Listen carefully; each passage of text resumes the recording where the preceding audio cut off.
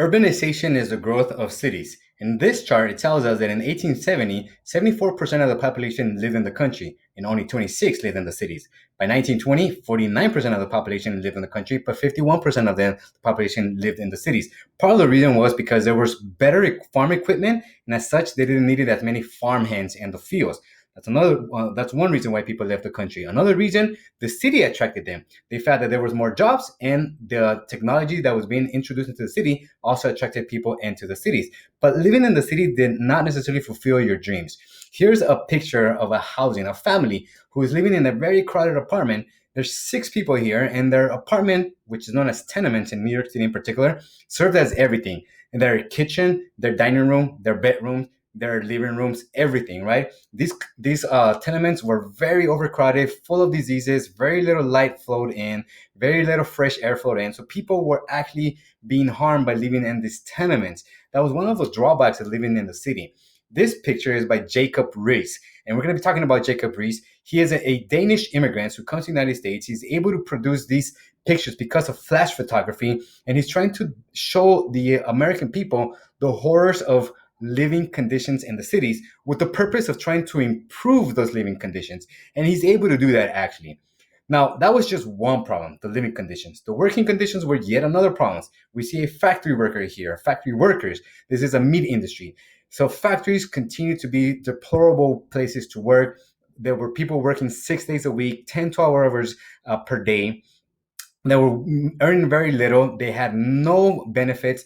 And again, entire families needed to work to be able to provide just the basic necessities.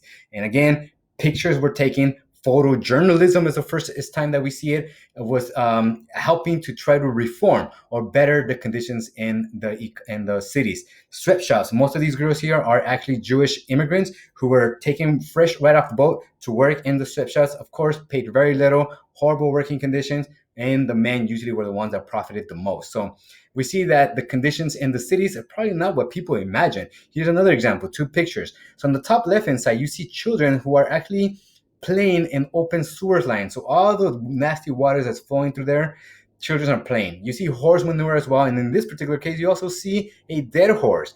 And because of all that, there was diseases that were plaguing the entire city in the United States, not just New York City, but cities all across the country. Over here on the lower right, you see all this garbage that has not been picked up because there was no dependable trash collection. Sometimes people went and picked up the trash, sometimes they didn't. The nearby factories also included to the pollution, air pollution in that particular case. And again, that also created a very low standard of living in the cities. And because of all this poverty, eventually it led to crimes that becomes a major problem. And again, that was another form of reform that needed to be done. So living in the cities in the early 1900s, late 1800s was not necessarily the best part, but people were attracted to it. This picture here is sketch actually more than anything. Impure milk, stale vegetables, tainted meat and fish, and of course the most vulnerable people, the elderly and the children here.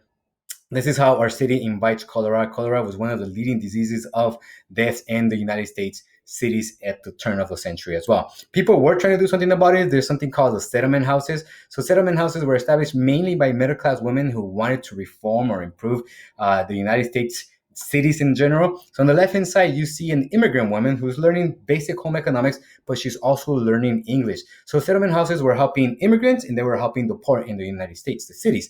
On the right-hand side, there are some of these women who are working as nurses. Some of them might be child care providers. So they're taking care of kids so that women could go work. They're helping immigrants learn English, but they're also being able to helping immigrants hold on to their culture. They spoke the language from their country. They had festivals from their country. They cooked the meals from their country. So settlement houses were a place where people went to feel comfortable, to feel at home. And these settlement houses actually provide a big relief for many, many immigrants and many, many poor in the cities.